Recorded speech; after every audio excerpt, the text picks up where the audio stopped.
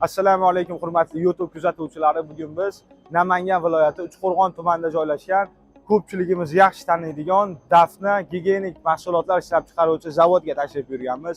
Nima maqsadda desalaring, ushbu 4 yildan beri hamkorlik qilib kelayotgan mijozlarimiz bizdan mana shu zavodlarning qurilishiga, ko'rib turganlaring A blok, B blok, D blok barcha binolarni 100% Bertus Group tomonidan ishlab chiqarilgan sendvich panellari, tom va devor qismlarini qurib bitkazishgan.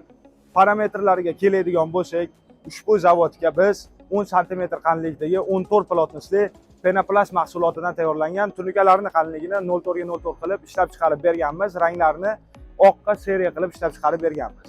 Va qo'shimcha qilib o'tib ketaman, bizda mana bunday ko'rishlaring mumkin dabornilar ham bor.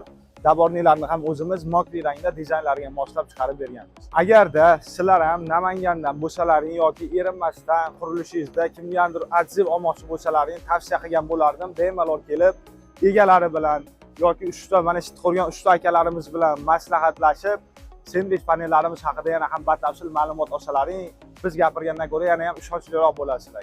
Sendvich paneldan bir marta bino qurgan odam yana qurgisi kelaveradi. Ushbu mijozimiz ham A, B, C, D bloklarini tugatib, endi Y blokka o'tibdilar. Bu ketishda alifboni tugatib qo'ymasalar bo'ldi, binolar qura olib.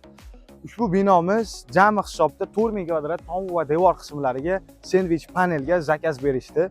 Bitgandan keyin albatta bu yerga ham kelib, bitgan holatida videolarini qo'yamiz. Kimga sifatli sendvich panellar kerak bo'lsa, bemalol ushbu raqamlarga qo'ng'iroq qilib buyurtma bersalaring bo'ladi. Videoga like bosib, yaqinda katta qurilishni reja qilayotgan tanishlarga yuborib qo'ying.